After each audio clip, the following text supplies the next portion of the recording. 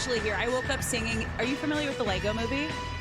Dimly familiar, yeah. Everything is awesome. Everything is awesome. I don't know that Everything, no? But yeah. We're going to keep that going all week because we're going to be here for a bit. Yeah, I referenced your pink because a staffer on the show told me on Friday, yeah. Oh, Jason, I was wearing like a pink shirt. They're like, I love how you're in on Pink Fridays. And I was like, I didn't know that was a thing here. So that's a thing at Fox now, Pink Friday. Well, I mean, on Wednesdays, too, you wear pink. I can wear pink any day. All day, I every feel day. like I look good Girl in dad. pink. My dad did, too. It's a good thing. Yeah, I was in Phoenix this weekend so you for a weren't even volleyball here. tournament. No, and I haven't been to Phoenix since the Super Bowl. Yeah. Alex, how do people live in Phoenix, Arizona? It's crazy because I spent about 8-9 years spring training out there, and it's not like that hot yet, but even then you're hopping from air conditioning to air conditioning. The only you can't survive oppressive. outside. It's brutal. Yeah. So kind of unfortunately, slaps you in the face. we don't need to talk about heat, but there is some heat going on in Dallas, Alex. Yes, there is. It's a problem, and it's legit. Listen, I got to be honest. I've been on the show now for about 2 years, and I'm being brutally honest with you guys. I don't love talking about the Cowboys. Let's be real. We talk about them a lot, and they don't win any Super Bowls. It's like, what are we doing? They are America's team. This time, though, there's genuine smoke in Dallas. A story that just dropped here within the last couple hours on a website called Go Long. It's a football website. The author's Tyler Dunn. He's been on the herd before. He dropped a bit of a bombshell in Dallas that Mike McCarthy is fed up with Jerry Jones. And it has been a brutal offseason for the Cowboys. Listen, they are always the bridesmaid, never the bride, right? They've won 12 games the last 3 seasons, yet can't get to the conference championship game. They have 4 playoff wins this century, ladies and gentlemen. Okay? And now McCarthy hears his owner, Jerry Jones, say, we're all in. We are all in at the beginning of the offseason.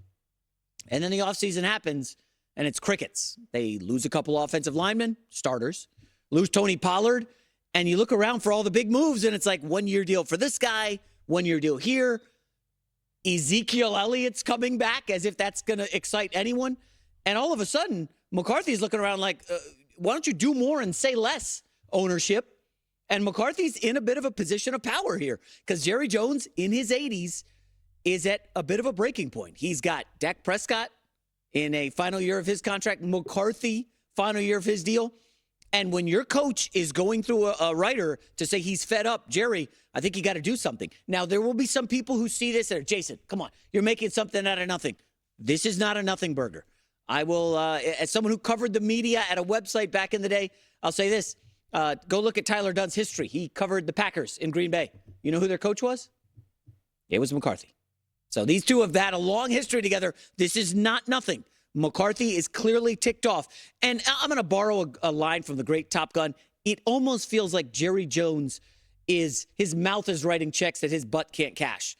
And when you say we're going all in and you're not at all doing anything, that's a bit of a problem. Remember, Detroit Lions re-signed just about everybody. Detroit Lions added guys on defense. The Eagles added Saquon Barkley, who's going to revamp that offense. And you look around the NFC, everybody's getting better. I don't know that the Falcons are that good, but the Falcons are certainly better than they were a year ago. The Green Bay Packers, who destroyed you in a playoff game, suddenly they're lurking in the NFC as like a potential threat. The Bears got instrumentally better. And you look around the NFC and you're like, geez, is this the beginning of the end? And I got to wonder if I'm Jerry Jones and I look at that schedule, and we will have it on the screen here for you shortly, the Dallas Cowboys schedule. Assuming McCarthy doesn't get a new deal, 5 of the first 7 opponents were playoff teams from last year. That game in Cleveland, they start 0-1, and I think they're narrow underdogs. I believe they could have flipped. That's a troubling game for Dallas. You start out 0-1, you probably win the Saints game, but Ravens, that won't be a cakewalk. Lamar just coming off the MVP last year. Ravens are good. Giants, we know, are a dumpster fire. Steelers, but then Lions by 49ers. And now all of a sudden it's like, what are we?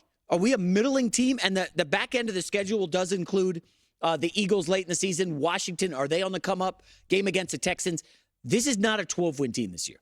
Yes, they're going to be favored in about 11, 12, maybe 13 games. But the Dallas Cowboys, when your coach is going out there through a media member he knows and saying he's fed up, that's a coach angling for a contract. In Dallas, more drama as we head into July here in the next week and camps begin to open, and a lot of questions swirling around those Cowboys. All right, let's pivot to USA Soccer. And folks, I want to start positive. Everybody watch Copa America Sunday. USA picks up the 2-0 victory, 2-0. Sorry for the soccer purists. I'll be positive here. I was at my daughter's volleyball tournament, so I'm watching the game. End up at the hotel bar with some dads. We're watching the game, and U.S. is largely dominating. They get the 2-0 win. They have some more chances, but at the end of the game, it was like, okay, good result. We'll take it. It's a win.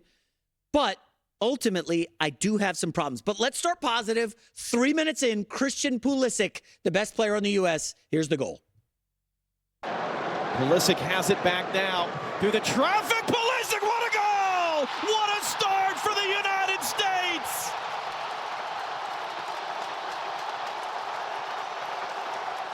Spectacular. I don't know what's going on with the haircut there. Maybe Alex can clue us in later.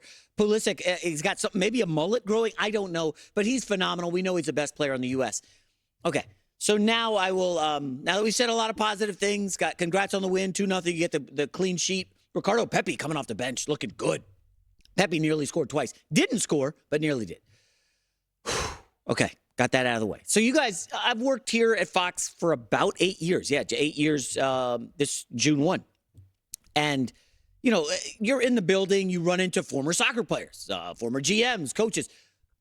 I've expanded the Rolodex, shall we say. So my first thought after the win was, let me text somebody who was at the game, who's an accomplished college soccer player, knows the sport well, coaches it, blah, blah, blah. And I asked, like, hey, what's the read on it?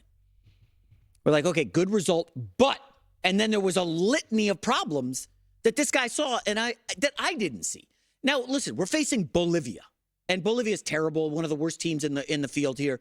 We should have smashed them. This should have been a 5-0 blasting, and it could have been if the ball bounces another way.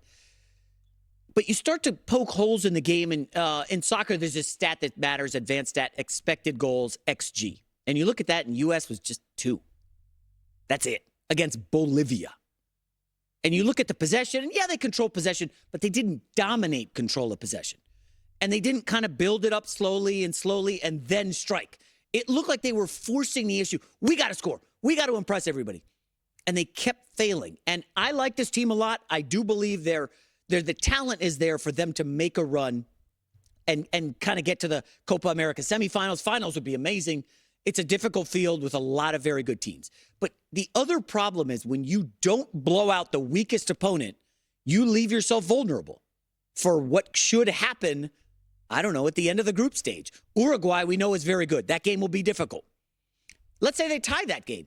They will now lose tiebreakers on goal differential because they didn't bury Bolivia. And then you've got a more difficult road in the knockout stages. And again, I know people are going to say, Jason, you're picking nits. We got the 2-0 win. Just settle down. But here's the problem.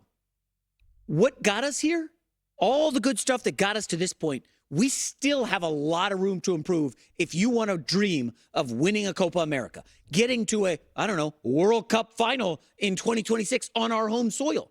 This kind of performance ain't going to cut it. It's just not. I'm sorry. It's Bolivia. And I saw Alexi Lalas and the team, everybody graded out what they thought the U.S. did in this performance against Bolivia. And again, the average soccer fan who just watched the game or saw the highlights and the score, 2-0, good. Everybody on the staff here at Fox gave the U.S. a B or a B-.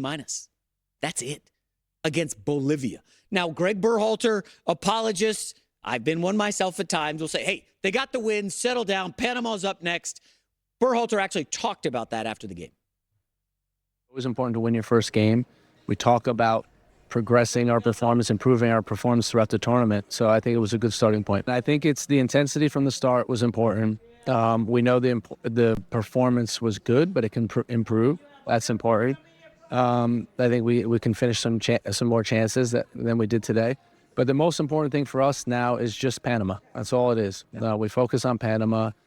We get the group recovered, healthy, and we go and try to win that game. Yeah, he said healthy, and, if you blow out Bolivia and it's 4-0 with, 30 minutes left, you're able to rest guys, and then Gio Reyna doesn't have to get battered.